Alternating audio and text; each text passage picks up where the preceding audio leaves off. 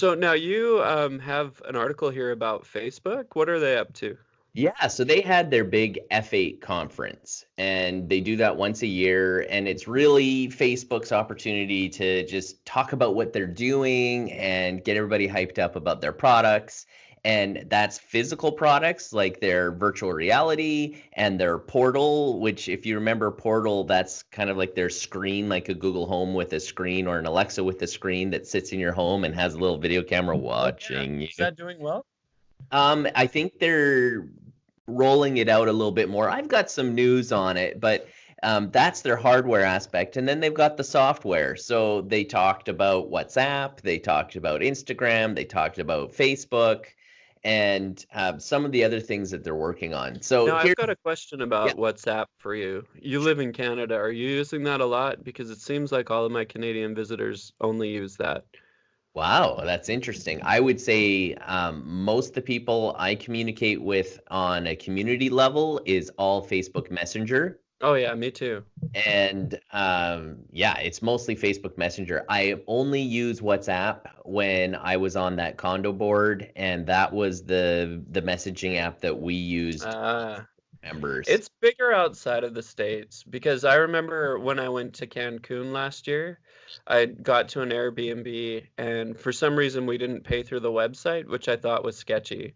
And she's like, "Oh, well, you can just pay me through WhatsApp." I was like, "I'm from the States. We use Facebook Messenger, bro. You know, we don't use it." So it's always surprising when I hear foreign people use WhatsApp. Anyway, so he talked a little bit about it. Yeah, so let's just go through some of the topics. These are the deets, the details. So first of all, Zuckerberg gets out and he's got this big goofy grin on his face. And and I haven't seen him this goofy and awkward in a long time. Like usually he's like, I am a robot. I guess that's awkward, but robot Zuckerberg is now goofy robot Zuckerberg. Real quick, did you ever see that YouTube video with Stephen Ballmer from Microsoft when he goes out on the stage? Have you seen Andy Samberg make fun of Mark Zuckerberg? Okay, oh, you gotta post that on my Facebook. Yeah, hilarious. We should tweet that out on our yes, Twitter. Please. Some Andy Samberg because he totally nails Zuckerberg. Does he nail it? Yeah. Yeah, awesome. He does the robot Zuckerberg really well. So he gets out. He's got this big goofy grin, and he says, "I know that we don't exactly have giggle the strongest reputation on privacy right now." To put it lightly, and then this awkward chuckle in the audience, like a few people like, laugh with the richest man in the world, right? Like it was kind of like that. But he unveiled a new mantra for Facebook. So you remember how we talk about mantras and sayings like Google was do no evil, and they're like, well, I guess we do some evil. We probably should get rid of that. Well, they've got a new mantra. You ready for it? Let's hear it. The future is private. Oh. Don't they make their money off of selling our information? Absolutely. What? So that's their new mantra. The future is private. And pretty much his keynote speech was all about how they're getting into privacy. And he had like these 6 pillars of privacy and things that Facebook's going to focus on. So the first one is... where am I? Private interactions. So you're supposed to have confidence that your interaction. So this on Skype, for example, this would be a private interaction unless we were broadcasting this to everybody, and we would have confidence that nobody's... Oh, no, the FBI is totally watching us right now. You know that, right? Totally. So the first is private interactions. The second is encryption. And he said, you will be encrypted even from us. So it's like, really? Facebook isn't going to message or drop in on us and make sure we're not doing shady stuff. So anyways, that's well, what does that mean for like terrorism though, right? Because, all those terrorist cells, even in, where was that, Sri Lanka? They must have communicated somehow. Yeah. And does Facebook really want to open themselves to people that are...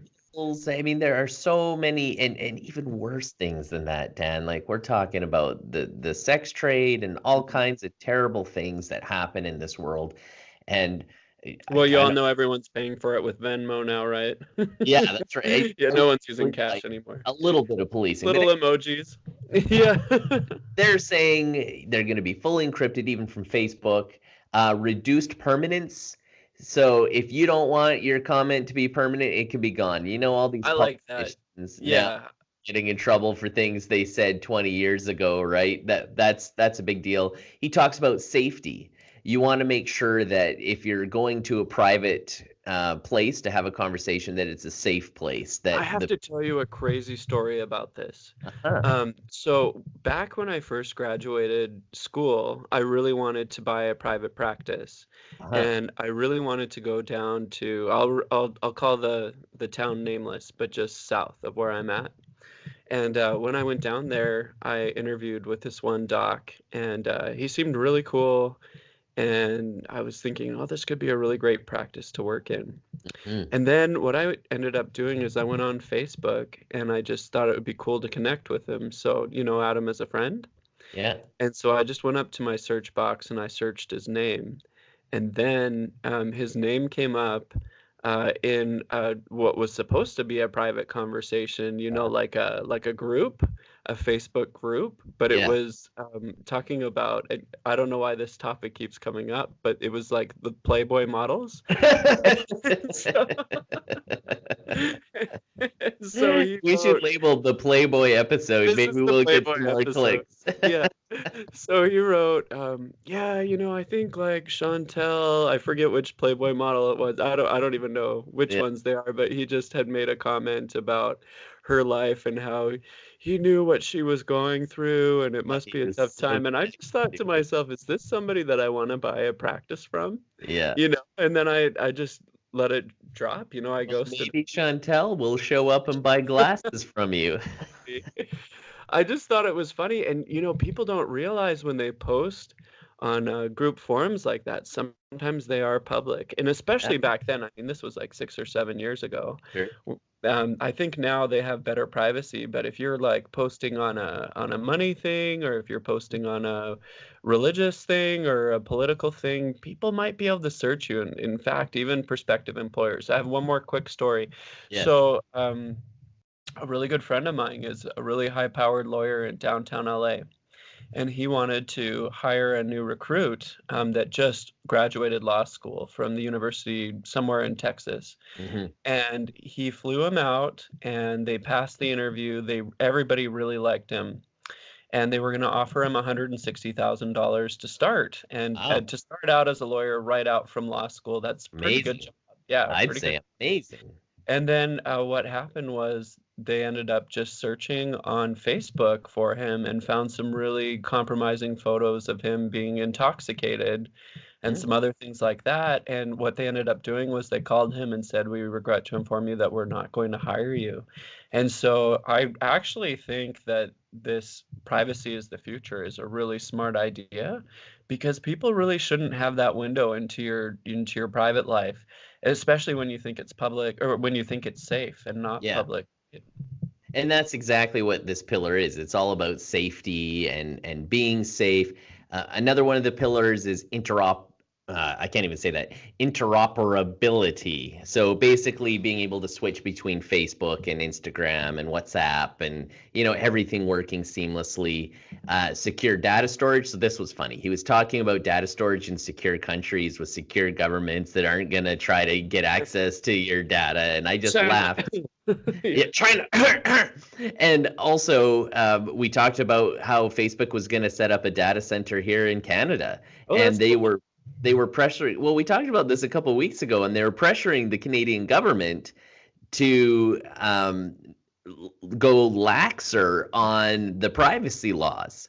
Right. So this is a complete opposite example where they were flexing their muscle with the government, trying to force exceptions for themselves. And they basically said, oh, those privacy laws you have are only good for Canadians on these servers. And any non-Canadians that we store in Canada should be exempt from your laws. And then they never went through with it. And it turns out they have these data centers all over the place. So the Canadians probably never would have been held on those servers and protected by Canadian laws, because they would have been in Colombia or Brazil or Zimbabwe, right? Like that's kind of the way that Facebook was going. So now the future is private. Privacy. Well, I actually hope Twitter starts doing this too, because I have one more story for our listeners. Yes. This one is crazy. So I have another friend that's a psychologist at one of the hospitals here in Yeah. town, and she actually was starting to train a new recruit that just finished his psychology degree. Uh-huh. And so what he did was he was on Twitter um, the night before and had written in his Twitter profile that he was starting with this new hospital. And he got into a little bit of an argument with somebody online, and he said something a little bit inappropriate. He said, like, liberals should die or something. It was just, totally a crazy comment that people shouldn't Yeah. write down, but it was probably the heat of the moment. And this was during the Trump campaign. And anyway, so there he was sitting at his new desk with my friend, and she was just showing him the ropes. And all of a sudden, she gets this phone call, and she just looks over at him, and then she hangs up the phone. And he said, "What was that?" She says, "We need to talk." And his face went white. And he said, "It was my Twitter, wasn't it?" And she said, "Yeah." And Wow. so the person that he had written the comment to about liberals, should die or whatever, had contacted the hospital because he had written it in his profile information where he worked. She called the 1-800 number for the hospital and told them the inappropriate things that he said, and they fired him that day. Wow. Yeah. And see, these are all things that are just in my sphere that I know about. And so, people all the time are going down for using social media inappropriately. And so actually, I think this mantra of the privacy is the future is great. And one great thing about Twitter and Instagram is that it typically forces people to be public at first, unless you specifically say you want to be private.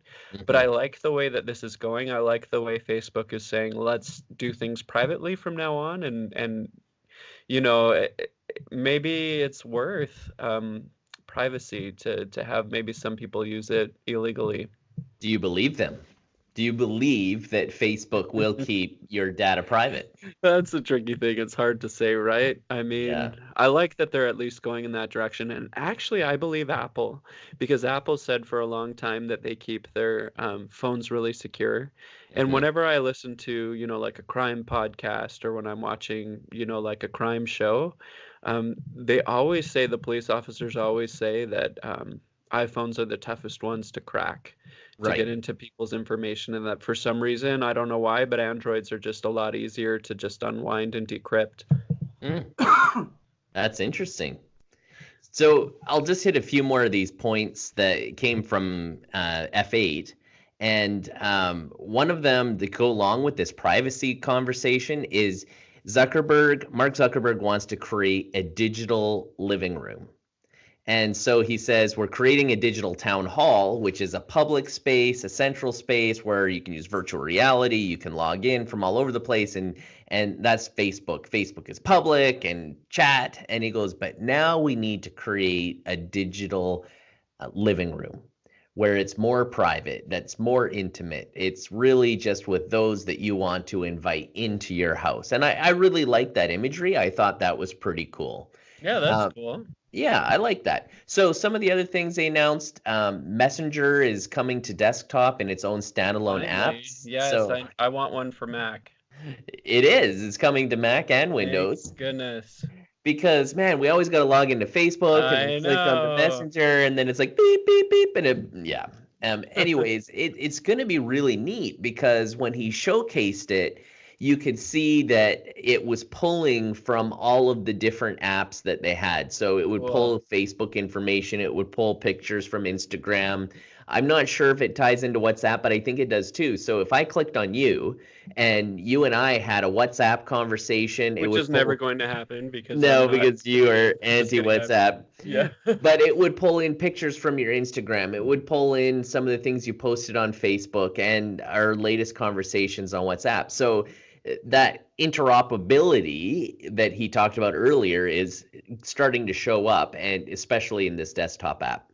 Cool. And another cool thing that does is you can now, with video chat, you can watch videos with somebody you're video chatting with. Oh, nice. I like that. Yeah, so So we my could watch the kids, Steve Ballmer.